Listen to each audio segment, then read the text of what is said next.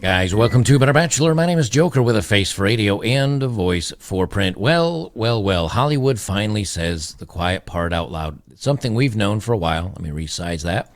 Something we've known for a while is that, yes, they love to emasculate men. They love men to look weak and effeminate and unstoic and just all the usual tropes that we see. And at least Hollywood's coming out, just flat out saying it.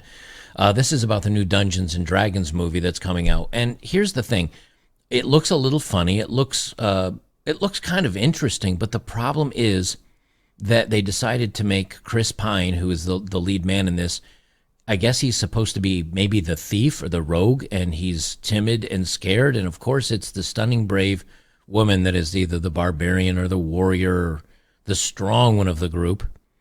But it's not even so much that. They just came out and said it this time. They say, this is from CBR.com, Dungeons and Dragon movie intentionally emasculates its leading men. Well, shocking. Color me shocked. The Dungeons and Dragon movie writing team revealed they intentionally emasculated the leading men in the film and put women on the front lines. Well, wow. I just can't believe this. While speaking with Variety, Daly and Goldstein discussed how Michelle Rodriguez is Holga, the barbarian. Okay, so she's a barbarian. And Sophia Lillis' Doric, the druid, tend to engage in the front lines of battle compared to their male party members. This was not an attempt at wokeness on our part. So they even know it's going to be seen as woke. And what happens? They still do it. They can't help themselves. They can't. The message. It's all about the message. And they, even though they know this might come across as woke, well, we got to do it. God forbid we actually have a leading man that's strong. She says, even though they know this might come across as woke, they got to do it. So because something might come across as woke, we can't do it now because people will think it is woke, even if that's not what we're trying to do? Oh my God. Okay.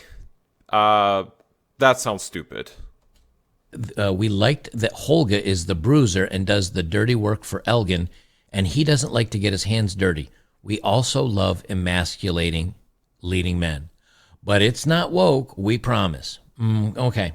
After reiterating that the reasons did not pertain to the woke thinking, the pair explained that they wrote the men that way because they find it funny and fresh, pointing to Rachel McAdams and Jason Bateman's characters' date night, which Daly and Goldstein also wrote.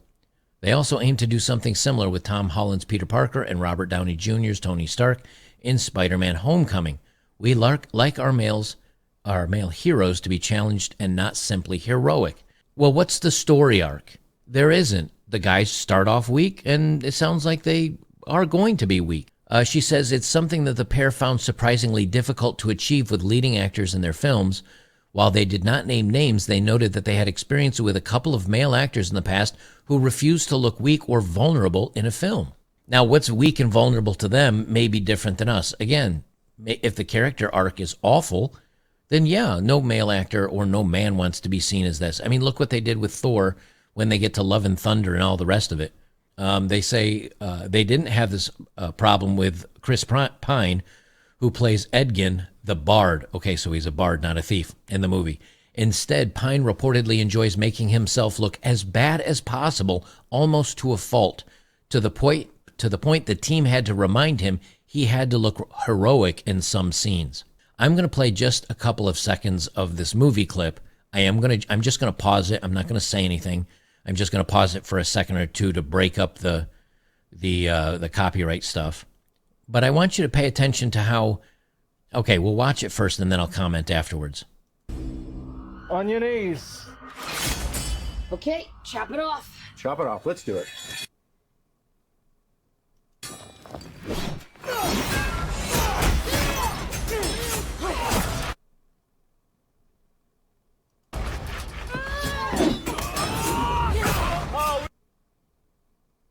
I'm going to rewind it just a second because he started to say a line there.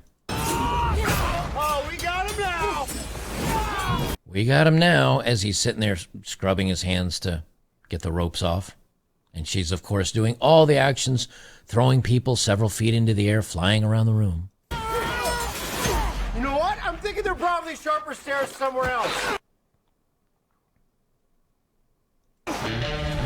And then they proceed to play a trailer that has a Led Zeppelin song over it.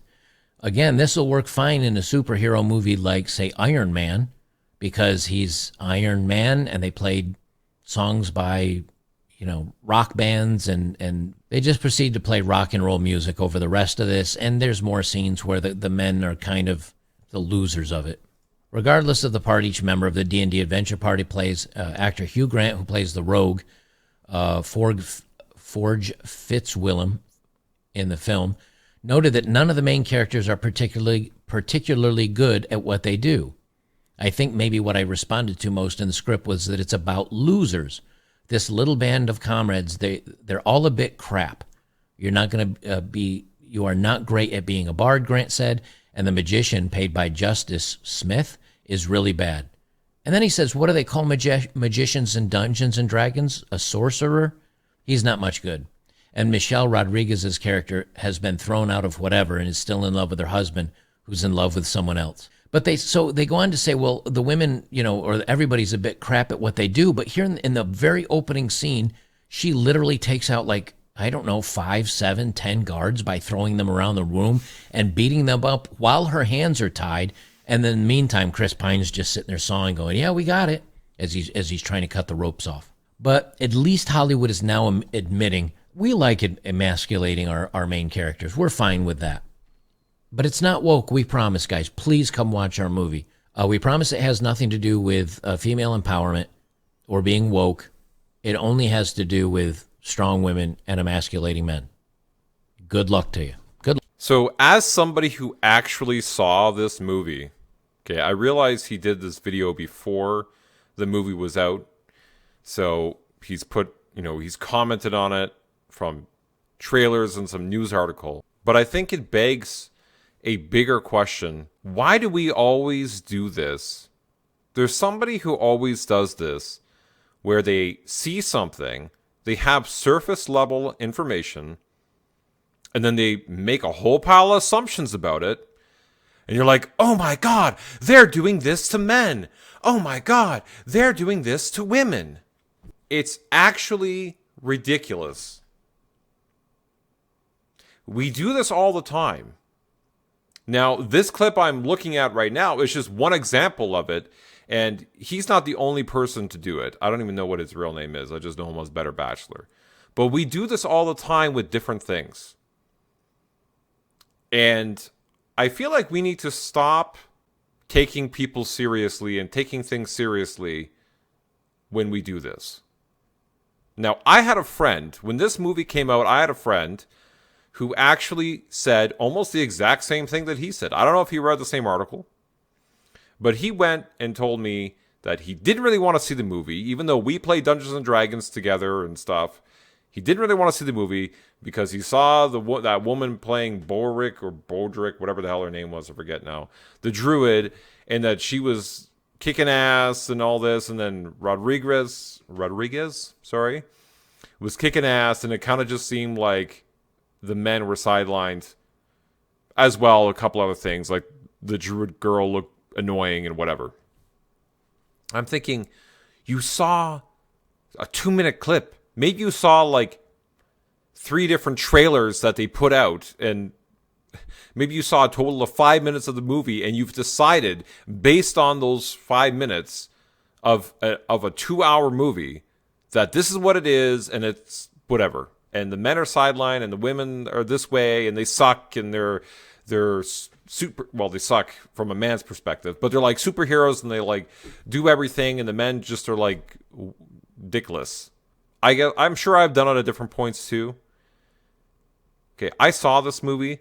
The movie's okay. I thought it was maybe a 6 or a 7. I thought it was funny. It's really a romance story between Chris Pine's character and Michelle Rodriguez.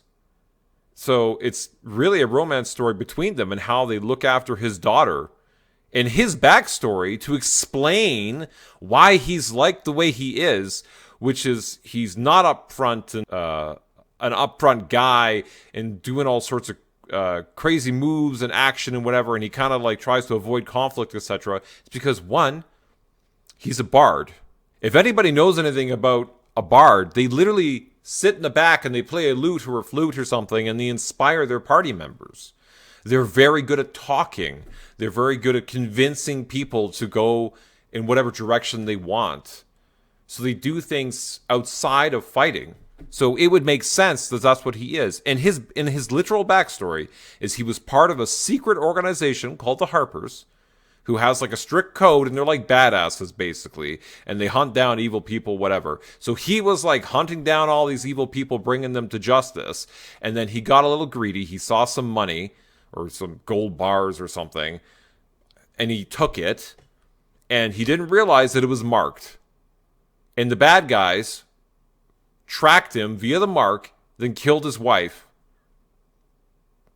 And he was left raising his daughter by himself without his wife, his baby daughter. And he just spiraled into a death, like just into a shitty life, because he was missing the most important person in his life. That's why he is the way he is. And in the movie, he redeems himself through all of that. The concept that people have made this out to be like such a thing is ridiculous. Because you didn't see the movie. I would say, to even add more facts to it, the best character in this movie is one that's, they didn't even, they show in the trailer, he's a black guy, he's a paladin. He is such a freaking badass. They didn't keep him in the, like, through the whole party because he single-handedly would have beat everybody.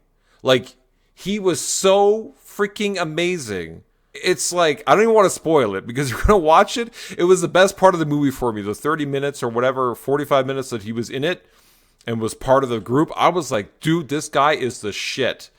He was so awesome. And just like they said in that article, the story is about basically a group of misfits. And they make that very clear in the show or in the movie that they're misfits. Like, even Michelle Rodriguez is a misfit. And she has a hilarious scene, which I'm not going to spoil it, but Bradley Cooper's in it, and it's just like, I almost died. I was like, this is so funny. And it's just, it's sad for her, it emasculates her, I would say. So it's not like the women are exempt. The stupid druid girl, well, I shouldn't call her stupid. I didn't really care for her that much. She kind of was badass in the very beginning when they meet her, but then I found her sort of just like, She wasn't really that badass. I think this is just people overreacting to something that we don't know anything about. They went a little too far, and here we are. We're now making YouTube videos about it, and people are flipping out and like, "Oh my God, they're emasculating men." No. These are just men who have issues in their lives like any man does and any woman does. And they're working through it. And if anywhere there's going to be a place for characters to have critical faults, struggle with things, in any type of movie, it should be a goddamn Dungeons & Dragons movie. Because that's literally what you do in Dungeons & Dragons. You give your character a great backstory. He has critical weaknesses, but he has critical strengths. And you try to work through things. And this is not uncommon where you have some character like Chris Pine, and you're playing that in Dungeons & Dragons, you're like, I just avoid combat, I'm so scared, or whatever. Or the exact opposite, where you're just like this big brutish guy, you go in, but then a girl comes with a flower, and you freak out, and you run away. Like, because you don't know how to accept touch and love and stuff. Can we all just stop pretending, like when we get a surface level idea about something, all of a sudden it's shit? Maybe we can look a little bit deeper. That's all I gotta say. Thanks, guys, for watching. Please like and subscribe. Please share your thoughts below. If you saw the movie, if you liked it, or if you didn't like it, or if you totally disagree with me and you actually think they were emasculated in XYZ thing. I don't know. Let me know.